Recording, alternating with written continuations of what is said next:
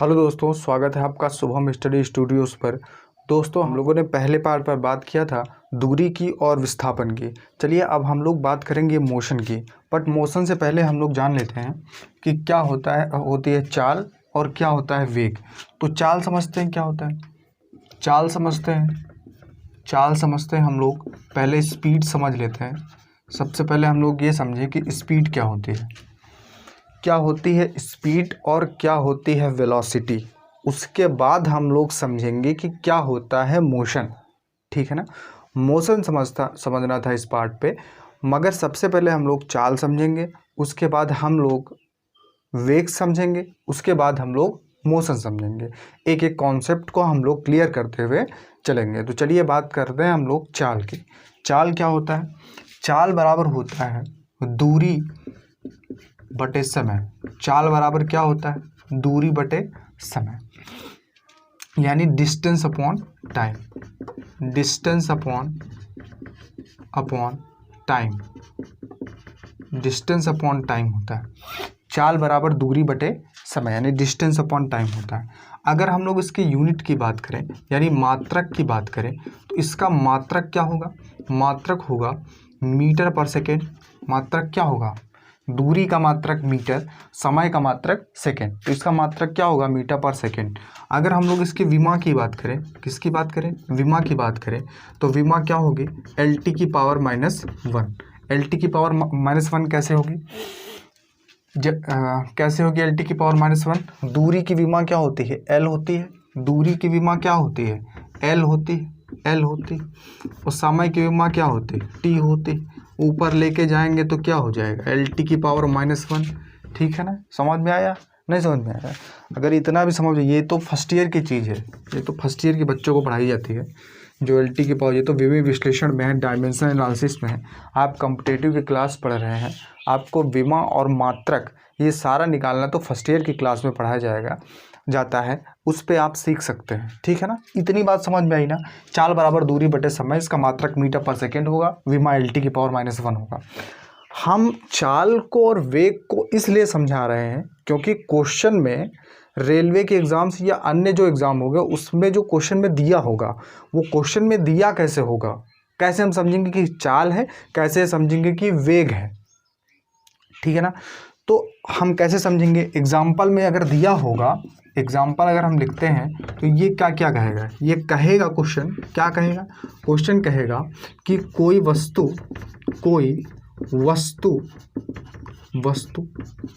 40 kilometre पर घंटा की रफ्तार से चल रही है।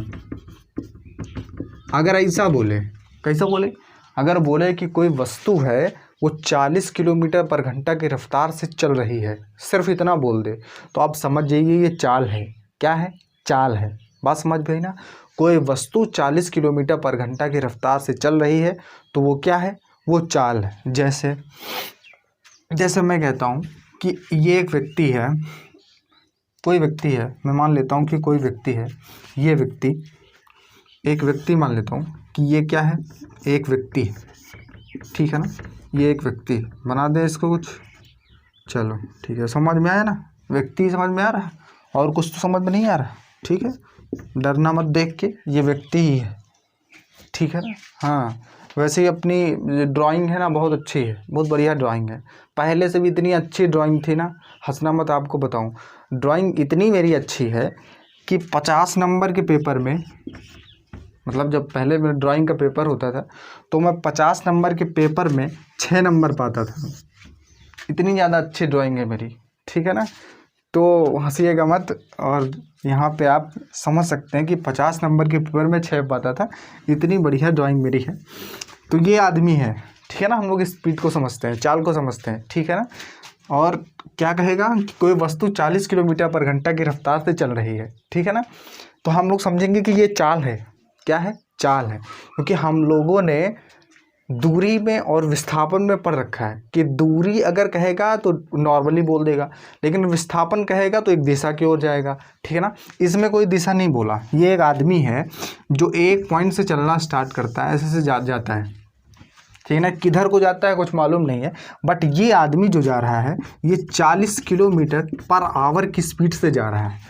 ठीक है ना, बात समझ में आई ना। तो चाल समझ में आ गई ना कि चाल बराबर दूरी बटे समय, डिस्टेंस अपॉन टाइम, मात्रक मीटर पर सेकेंड होगा। विमा चाल दूरी बटे समय मात्रक मीटर पर सेकेंड, विमा LT की पावर -1। क्वेश्चन आएगा तो क्या कहेगा, कोई वस्तु 40 किलोमीटर पर घंटा की रफ्तार से चल रही है, तो हम लोग समझ जाएंगे कि वो क्या है, स्पीड है। बात समझ में आई, ठीक है ना। वेग समझते हैं, वेग समझते हैं। वेग क्या होता है, वेलोसिटी। वेलोसिटी ये फार्मूला होता है विस्थापन बटे समय, विस्थापन बटे समय। ठीक है, यानी इसको कहते हैं डिस्प्लेसमेंट, डिस्प्लेसमेंट अपॉन टाइम। क्या बोलते हैं, डिस्प्लेसमेंट अपॉन टाइम। ये दोनों सेम ही होते हैं। कैसे, ये भी अगर इसका हम लोग मात्रक लिखेंगे, क्या लिखेंगे, मात्रक लिखेंगे, तो मात्रक क्या होगा, मीटर पर सेकेंड होगा। विस्थापन होगा, यहाँ से वहाँ तक कोई वस्तु है एक स्थान से दूसरे स्थान पर विस्थापित हुई है, तो मैंने ये बता रखा है, तो क्या होगा, मीटर पर सेकेंड। अगर हम लोग विमा की बात करें, विमा, तो ये विमा भी सेम होगी। विमा क्या होगी, LT की पावर -1 होगी, बता रखा है मैंने। लेकिन अगर इसमें एग्जाम्पल अगर मैं देख कि क्वेश्चन में आएगा तो कैसे आएगा, रेलवे के एग्ज़ाम्स में या अन्य जो कॉम्पिटिटिव एग्ज़ाम्स है जिसमें साइंस पूछी जाती है, तो न्यूमेरिकल में भाषा कैसे देगा, ठीक है ना। तो समझेंगे कि वेग है, ये चाल नहीं, ये वेग है। कैसे समझेगा, ये कहेगा कि कोई वस्तु 40 किलोमीटर पर घंटा की चाल से, नहीं 40 किलोमीटर पर घंटा की रफ्तार से पूरब दिशा की ओर जा रही है, पूरब दिशा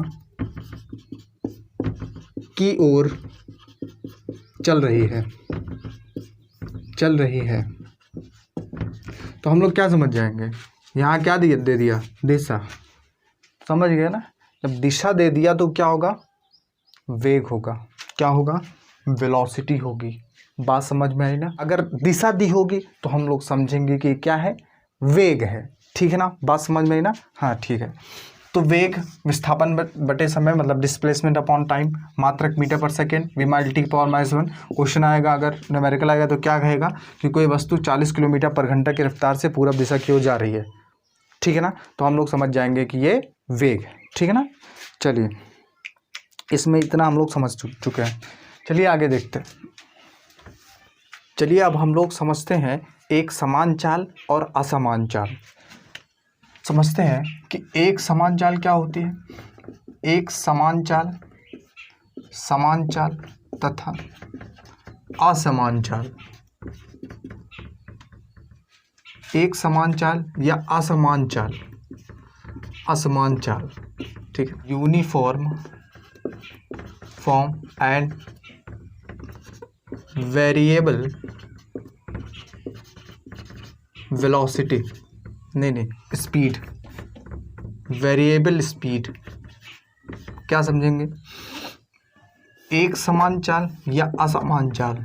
ठीक है ना, बात को समझेंगे। हम लोग समझेंगे कि एक समान चाल क्या होती है, असमान चाल क्या होती है। जैसे समझो, यहाँ पर एक वस्तु है, यहाँ पर एक वस्तु है, यहाँ से यहाँ तक, पॉइंट A से पॉइंट B तक कोई व्यक्ति जाता है 40 किलोमीटर पर घंटा की चाल से। 40 किलोमीटर पर घंटा की चाल से कोई व्यक्ति A से B तक पहुँचता है। ठीक है ना, ऐसे बोल रहे क्वेश्चन में, कोई व्यक्ति A से B तक 40 किलोमीटर पर घंटा की चाल से पहुंचता है ये, और टाइम क्या रहेगा, T रहेगा। T समय में कोई व्यक्ति A से B तक 40 किलोमीटर पर घंटा की चाल से जाता है, तो इसे हम कहेंगे समान चाल। क्या कहेंगे, समान चाल। मतलब समान चाल में हम लोग कुछ महत्वपूर्ण फैक्ट अगर देखें तो ये देखेंगे, एक तो क्या कहेगा ये, समान समय में समान दूरी तय करेगा, तो इसे हम लोग क्या कहेंगे, एक समान चाल। ठीक है ना, मतलब एक समान चाल कहेंगे, ये दूरी में, ये चाल में चाल में परिवर्तन नहीं करेगा। बात को समझो। एक समान चाल क्या हो गई, 40 किलोमीटर पर घंटा की रफ्तार से ए से बी तक चला, इसने चाल में परिवर्तन किया, ए से बी तक 40 किलोमीटर पर घंटा की चाल से चला, इसने चाल में कोई परिवर्तन नहीं किया, तो ये एक समान चाल रही। खुद ही कह रहा है कि एक समान चाल मतलब चाल में कोई परिवर्तन नहीं होगा, ठीक है ना। ए से बी तक गया और 40 किलोमीटर पर घंटा की चाल से गया और ये टी टाइम में गया, ठीक है ना। तो हम लोग क्या, पहला फैक्ट हम लोग समान समय में समान दूरी तय करेगा। एक ही समान समय होगा और समान दूरी, एक समान चाल मतलब अगर दो वस्तुएं ले ले, एक यहाँ पे है एक यहाँ पे है, सी और डी दो लोग और हैं, समझ लेते हैं। ये भी टी टाइम में ही 40 किलोमीटर पर घंटा की रफ्तार से सेम दूरी तय करते हैं। बात समझ में आई। समान समय में अगर समान दूरी तय करेगी 40 किलोमीटर पर घंटा की चाल से, 40 किलोमीटर पर घंटा की चाल से ए से बी तक जाता है। बात समझ में है ना। अगर कहे कि 40 किलोमीटर पर घंटा की चाल से, ये कितने भी किलोमीटर पर घंटा की चाल से कोई वस्तु ए से बी तक जाती है, ठीक है ना, समान समय में, यानी टाइम उसका क्या रहेगा, सेम रहेगा। ये टाइम क्या रहेगा, सेम रहेगा, ए से बी तक जाएगा। एक समान मतलब समान समय में समान दूरी तय करेगी, एक समान चाल होगी इसकी, यानी चाल में कोई परिवर्तन नहीं करेगा, ठीक है ना। उसे हम लोग क्या कहेंगे, एक समान चाल कहेंगे। इसे हम क्या कहेंगे, एक समान चाल कहेंगे। एक समान चाल कहेंगे, क्या कहेंगे, एक समान चाल, एक समान चाल कहेंगे, समान चाल, ठीक है ना। एक समान चाल, बात समझ में आने कि एक समान चाल क्या होगी, समान समय में समान दूरी, एक समान चाल यानी चाल में कोई भी परिवर्तन नहीं करेगा, ठीक है ना। समान समय, समय में भी कोई परिवर्तन नहीं होगा, ठीक है ना। कुछ चीज़ें ध्यान रखने योग्य हैं।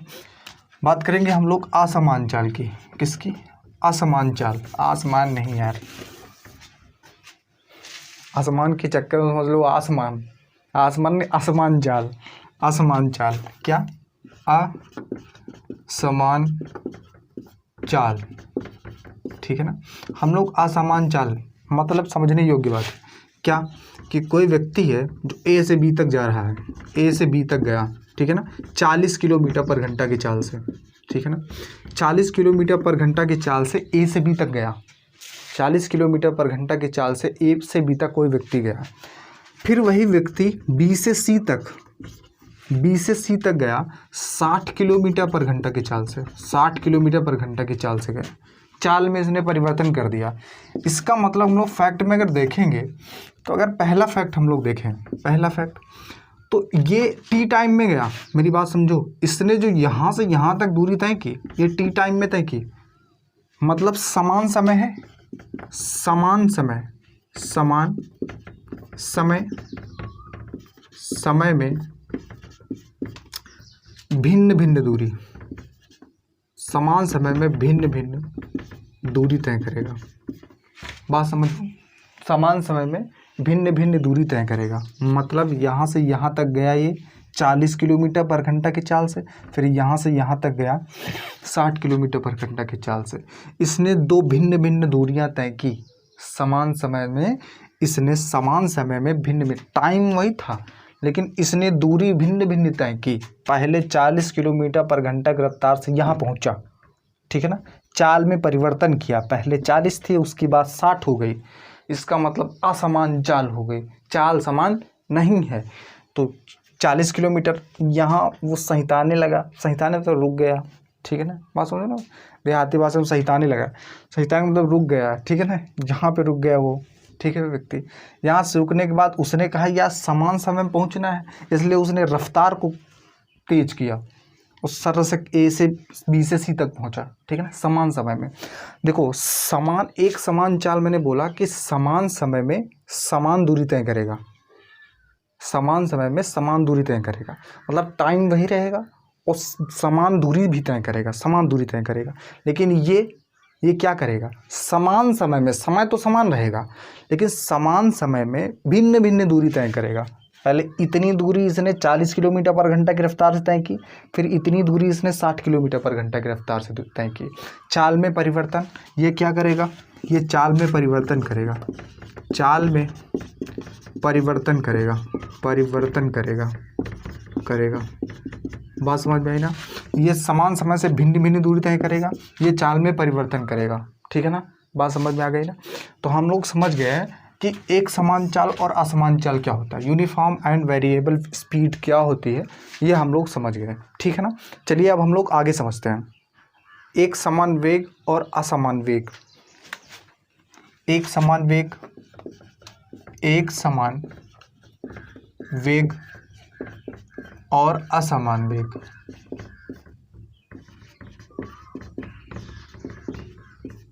वेग, uniform velocity and variable velocity,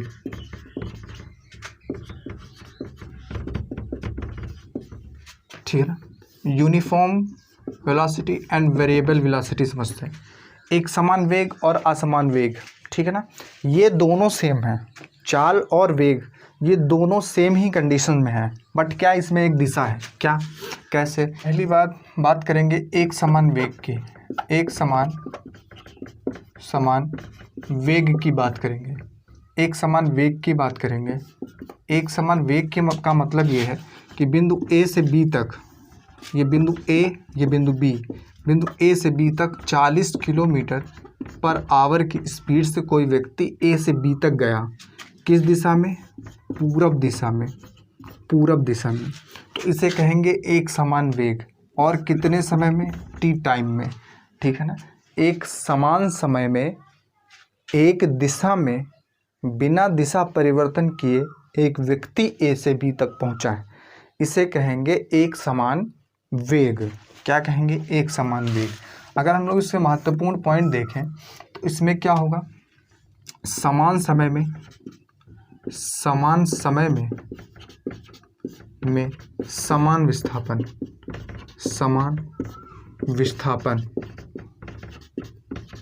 समान समय में समान विस्थापन होगा, ठीक है ना। दूसरी कंडीशन में हम लोग देखेंगे इसमें एक दिशा होगी, क्या होगी, इसमें एक क्या होगी, एक दिशा होगी, एक दिशा होगी। समान समय में समान विस्थापन होगा और इसमें क्या होगी, एक दिशा होगी, ठीक है ना, इसमें एक दिशा होगी। तीसरा, ये वेग में परिवर्तन नहीं करेगा,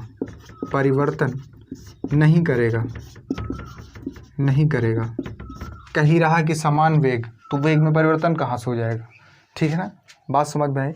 समान समय में अगर एक समान वेग की बात करेंगे तो समान समय में समान विस्थापन तय करेगा, समान समय में समान विस्थापन तय करेगा। दिशा, एक दिशा होगी, एक दिशा की तरफ जाएगा, ये वेग में परिवर्तन नहीं करेगा। इतनी बात समझ में आई। एक समान, ये बात समझ में आई होगी, इसे क्या कहेंगे हम लोग, एक समान वेग। चलिए हम लोग बात करते हैं अब असमान वेग की। असमान वेग, ठीक है ना, इसकी बात करेंगे। इसका मतलब ये है कि एक व्यक्ति ए से बी तक जाता है, ए से बी तक 40 किलोमीटर पर घंटा की चाल से पूरब दिशा की ओर एक व्यक्ति ए से बी तक जाता है। मतलब एक दिशा तो होगी ही होगी इसमें, क्योंकि ये वेग है, ए से बी तक जाता है, लेकिन ये व्यक्ति बी से सी तक जाता है 60 किलोमीटर पर घंटा की चाल से, ठीक है, समान समय में। बात समझ में आई, समान समय में। जितने टाइम में ये आदमी यहाँ से यहाँ तक पहुँचा था, उतने ही टाइम में यह आदमी यहाँ से यहाँ तक भी पहुँचेगा। मतलब समान समय में असमान विस्थापन। बात समझ रहे हो, समान समय में असमान विस्थापन। क्यों, क्योंकि यार तुमने देखा होगा कि 40 किलोमीटर पर घंटा से ये इतना चला और 60 किलोमीटर पर घंटा की चाल से इतना चला। इसका मतलब हम लोग फैक्ट में देखेंगे, ये देखेंगे कि पहला पॉइंट हम लोग देखेंगे कि ये क्या कहेगा, एक समान समय में असमान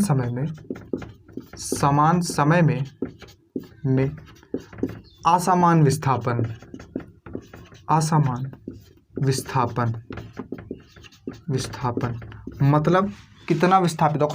सीधी रेखा पे होगा पूरब दिशा में तो पूर्वी दिशा में गया ये, बात समझ में ना। 40 किलोमीटर पर घंटा की रफ्तार से ए से बी तक गया, फिर उसके बाद 60 किलोमीटर पर घंटा की रफ्तार से बी से सी तक गया, बात समझ में आई ना। तो इसका मतलब है इसने चाल में परिवर्तन किया, तो क्या हो गया वेग में, किसमें परिवर्तन किया, वेग में। वेग में परिवर्तन करेगा, वेग में परिवर्तन करेगा, क्या करेगा, वेग में परिवर्तन करेगा। पहले 40 फिर 60, ठीक है ना।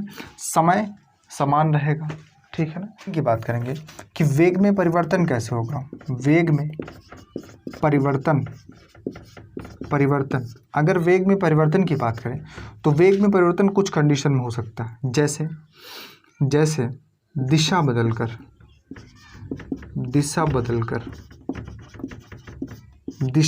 वेग में परिवर्तन करें। जैसे यहाँ से जा रहे हैं, यहाँ से यहाँ तक गए, यहाँ से यहाँ तक गए, अब यहाँ से टर्न यहाँ तुरंत ले लिया आपने, एक दिशा पे गए फिर आपने तुरंत एक दिशा की ओर टर्न ले लिया, तो जितनी रफ्तार से इधर गए तो उतनी रफ्तार से टर्न ले लोगे, नहीं होगा, कभी नहीं होगा ऐसे, है ना। खड़बड़ा गिर पड़ोगे तुरंत, ऐसे जाएगा, ऐसे घूम जाएगा तुरंत। तो दिशा को बदलकर हम लोग क्या कर सकते हैं, वेग में, है ना, दिशा बदलकर हम लोग वेग में परिवर्तन कर सकते हैं। वेग में परिवर्तन होगा तो वेग बदलकर भी कर सकता है। 40 से जा रहे हैं तो वेग बदलेगा, वेग बदल जाएगा, वेग बदलेगा, ठीक है ना, वेग तो बदल ही जाएगा, ठीक है ना। टर्न लेंगे तो वेग तो कम होना ही होना है। अगर यहाँ से 60 की रफ्तार से जाएंगे 60, तो अगर यहाँ टर्न जैसे ही आप लेंगे, जैसे ही लेंगे आपकी कमी हो जाएगी। 40 की रफ्तार से आप जाएंगे यहाँ से यहाँ तक, उसके बाद आप कितना भी आप वेग में वृद्धि कर लीजिए, उससे मतलब नहीं है। मतलब हमने ये समझाया है कि अगर वेग में परिवर्तन होना है तो वो दिशा बदलकर वेग में परिवर्तन हो जाएगा, ठीक है ना। इतनी बात समझ में आई।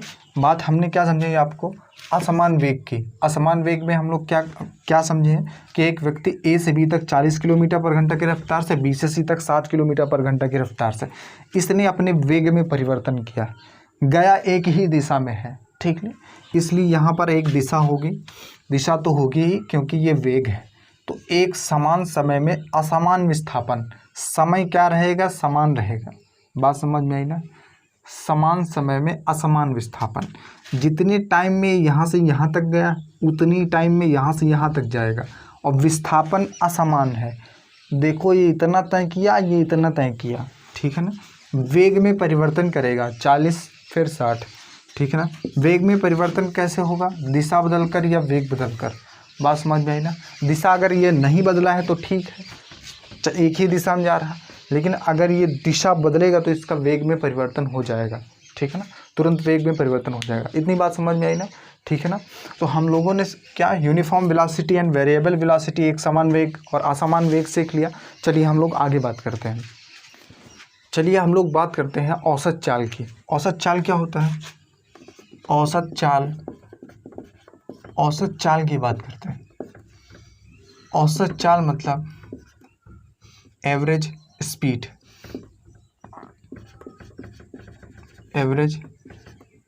की बात करेंगे। औसत चाल फार्मूला क्या होता है, औसत चाल का फार्मूला क्या होता है, मेन फार्मूले हम लोग देखेंगे क्या क्या होता है। औसत चाल बराबर किसी वस्तु द्वारा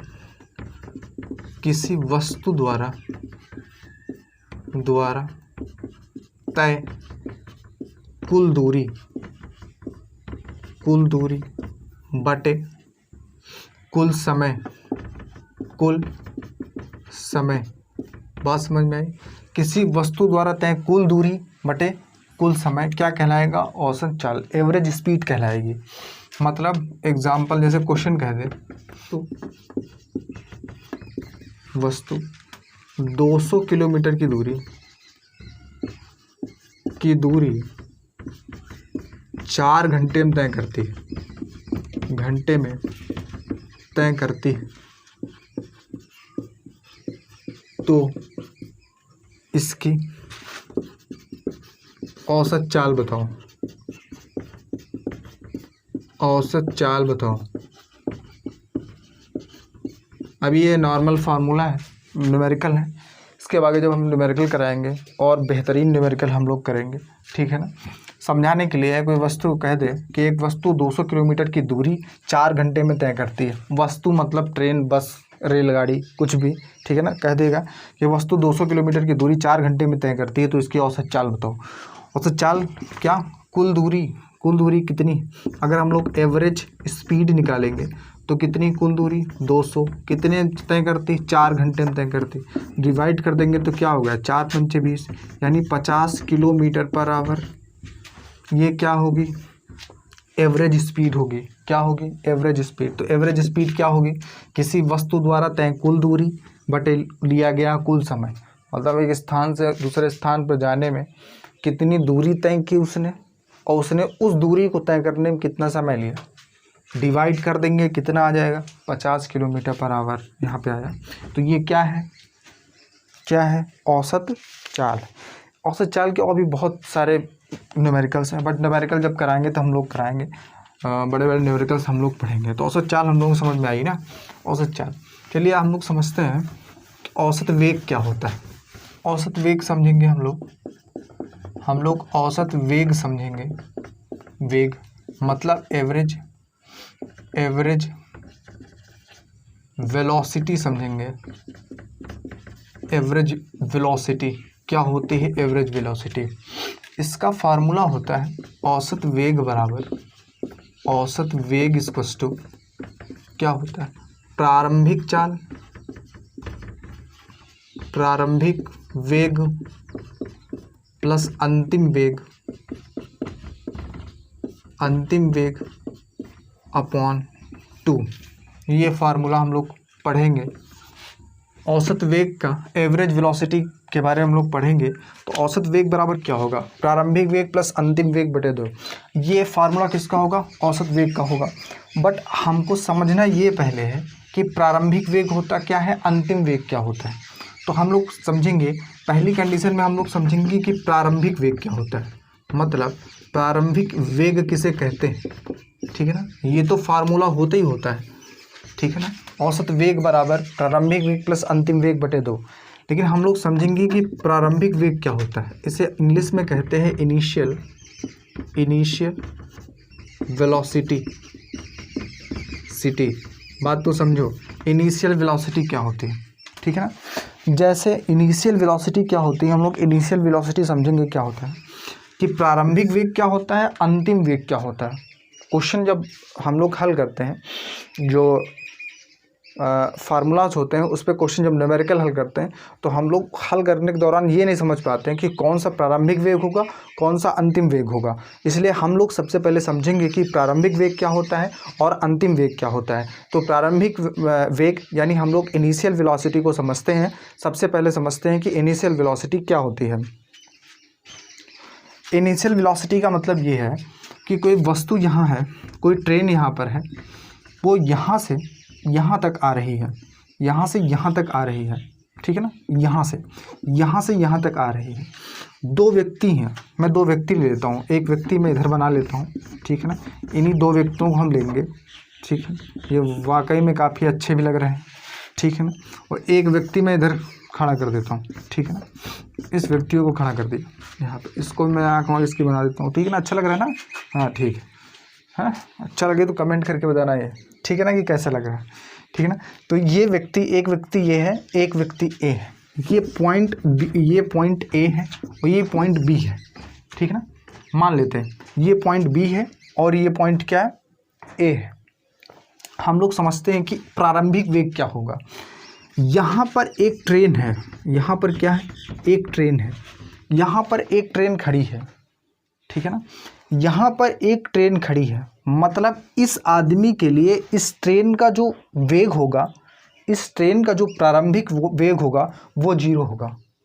इस आदमी के लिए इस ट्रेन का, यहाँ जो ट्रेन खड़ी है बिंदु ए पर, इस आदमी के लिए इस ट्रेन का प्रारंभिक वेग 0 होगा। क्या होगा? इस आदमी के लिए इस ट्रेन का प्रारंभिक वेग 0 होगा।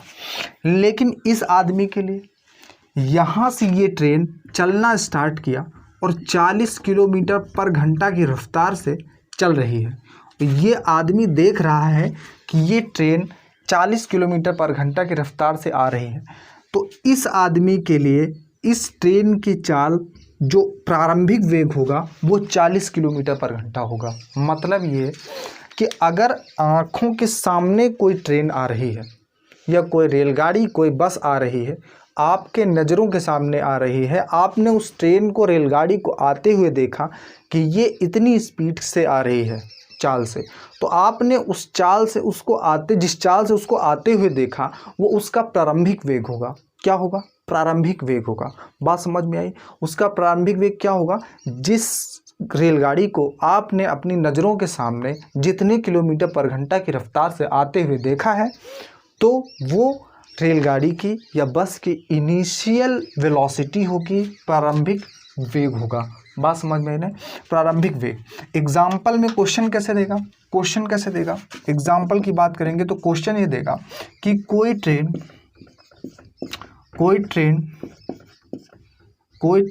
40 किलोमीटर पर घंटा की रफ्तार से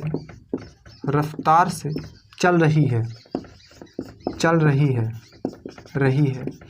तो उसका प्रारंभिक वेग क्या होगा? उसका प्रारंभिक वेग क्या होगा? कोई ट्रेन 40 किलोमीटर पर घंटा की रफ्तार से चल रही है, तो उसका प्रारंभिक वेग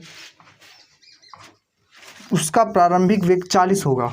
उसका प्रारंभिक वेग 40 होगा, क्योंकि आपके आंखों के सामने वो 40 किलोमीटर पर घंटा की रफ्तार से चल रही है। ठीक है ना? इतनी बात समझ में आई आपको?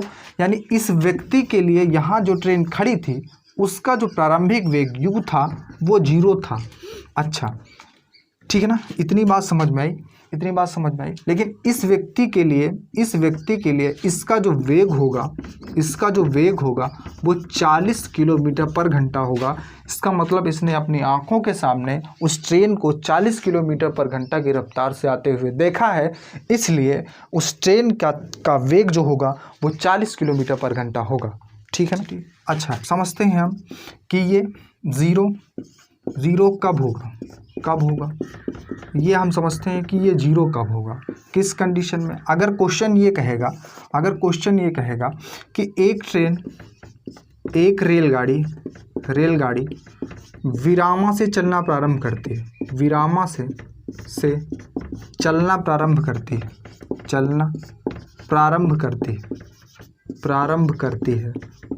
करती है। तो ये बताओ, जब क्वेश्चन ही यही कह रहा है, मेरी ये बात बताओ कि जब क्वेश्चन ही यही कह रहा है कि वो ट्रेन विरामा से चलना प्रारंभ करती है, तो इसका मतलब ये है कि जब वो ट्रेन विरामा से चलना प्रारंभ करती है तो उसकी इनिशियल जो वेलोसिटी है वो 0 है। वो क्या है? 0, क्योंकि क्वेश्चन नहीं बता दिया। तो 0 कब होगा? ये u व्यक्त इसको काहे से करेंगे? इसको व्यक्त काहे से करते हैं? इसको हम व्यक्त करेंगे काहे से? u से। बात समझ रहे हो? व्यक्त u से करेंगे। अगर रेलगाड़ी विरामा से चलना प्रारंभ करती है, अगर ऐसा बोलता है तो u बराबर क्या होगा?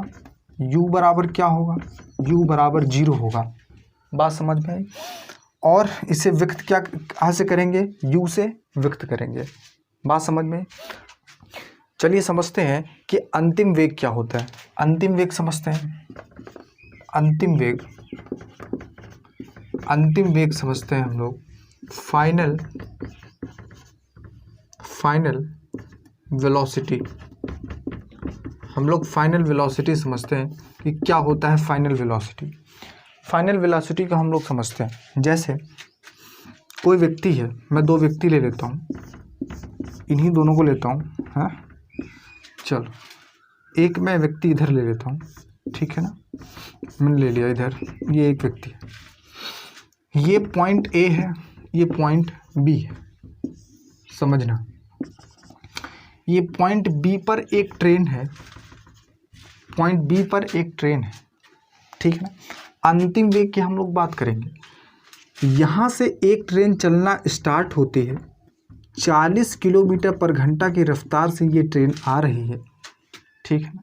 40 किलोमीटर पर घंटा की रफ्तार से आ रही है, और जब आकर ये ट्रेन यहाँ से आगे निकल जाती है, तो इस आदमी के लिए इस ट्रेन की जो का जो वेग होगा, जो प्रारंभिक वेग होगा वो 40 किलोमीटर पर घंटा होगा, क्योंकि इसके सामने ट्रेन आई और निकल गई, 40 की रफ्तार थी। इसके लिए इसका प्रारंभिक वेग क्या होगा? 0 होगा, क्योंकि ट्रेन क्या थी? विरामा में थी, रुकी हुई थी, यहाँ से चलना प्रारंभ किया था। ठीक है ना।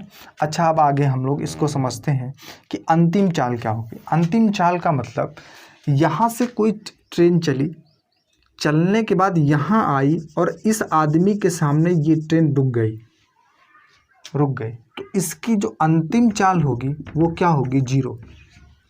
इस आदमी के सामने ट्रेन आई और रुक गई, इसका मतलब इसका जो अंतिम वेग होगा वो क्या होगा? 0 होगा। अंतिम वेग क्या होगा? 0 होगा। ठीक है ना, ये बात समझ में आई। यानी एग्जाम्पल के लिए अगर हम लोग बात करें अंतिम वेग की, कि पहले चाल सपोज दैट अंतिम वेग आकर रुक गई, तो v बराबर क्या होगा? 0 होगा।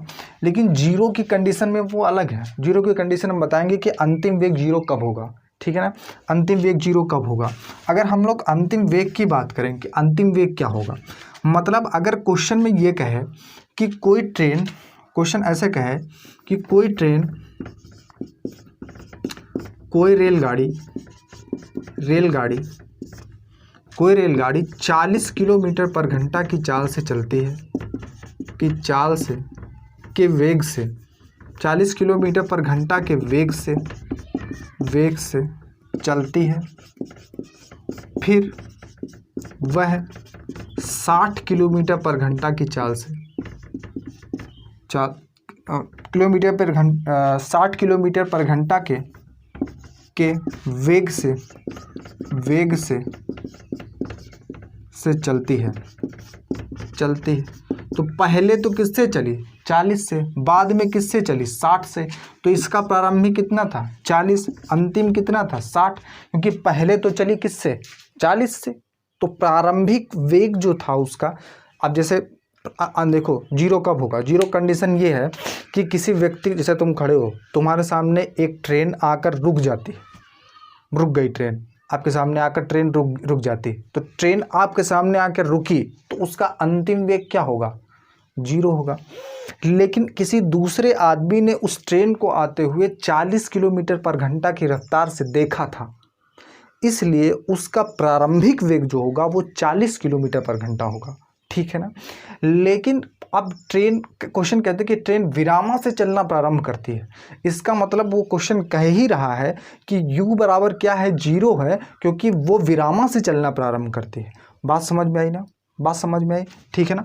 तो इसका अगर हम लोग बात करेंगे, कोई रेलगाड़ी 40 किलोमीटर पर घंटा के वेग से चलती है, फिर 60 किलोमीटर पर घंटा के वेग से चलती है। इसका मतलब ये है कि पहले 40 किलोमीटर पर घंटा वेग था और बाद में उसका 60, तो प्रारंभिक वेग इसका कितना होगा? 40, और अंतिम वेग उसका कितना होगा? 60 किलोमीटर पर घंटा होगा। अच्छा, इतना समझ में आया। 0 कब होगा? किस कंडीशन में 0 होगा? समझते हैं कि अंतिम वेग 0 कब होगा। ये 0 कब होगा, ये कंडीशन हम लोग समझते हैं कि ये 0 कब होगा, अंतिम वेग 0 कब होगा। क्वेश्चन में अगर कहे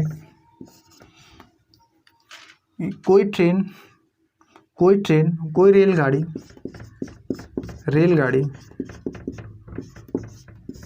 आकर रुक जाती है तो 0 होगा। अगर कहे कि वस्तु को विराम में लाने के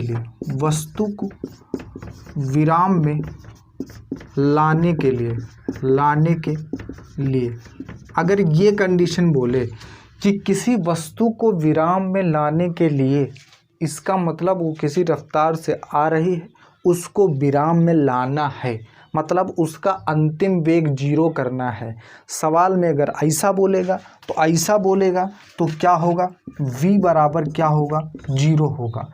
यानी प्रारंभिक वेग को हम लोग काहे से व्यक्त करेंगे? u से, और अंतिम वेग को हम लोग काहे से व्यक्त करेंगे? v से। v और u दोनों समझते हो आप, ठीक है ना। किससे व्यक्त करेंगे?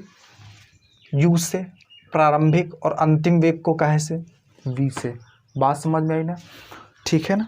इतनी बात आपके समझ में आई होगी कि जीरो कब होगा। जीरो, ये अंतिम वेग जीरो कब कंडीशन पे होगा। क्वेश्चन ये कहेगा कि कोई रेलगाड़ी आकर आपके सामने रुक जाती है। दूसरी, कोई किसी वस्तु को विराम में लाने के लिए अगर ऐसी भाषा न्यूमेरिकल में बोली जाती है तो आप ये समझ जाइएगा कि इसका अंतिम वेग क्या होगा, जीरो होगा। ठीक है, चलिए आगे समझते हैं। चलिए समझते हैं कि वेग ऊपर की कंडीशन पे अगर किसी वस्तु को हम फेंकेंगे तो जीरो कब होगा। जैसे ये आधार है, यहाँ से हम किसी वस्तु को इस पॉइंट तक फेंकते हैं, तो बताओ अगर किसी गेंद को हम यहाँ से यहाँ तक फेंकेंगे, यहाँ से फेंका यहाँ पर, इसका मतलब इस वेग का, इस गेंद का, जो गेंद है इस गेंद का जो अंतिम वेग है v बराबर, वो जीरो होगा। क्यों? क्योंकि ये अंतिम बिंदु पर है। इस ऊंचाई तक जा सकती थी गेंद, इससे ज़्यादा ऊंचाई तक नहीं जा सकती थी। तो अपर कंडीशन में अगर हम देखेंगे तो इस बिंदु पर उसका वेग जो होगा, अंतिम वेग, वो क्या होगा, जीरो होगा।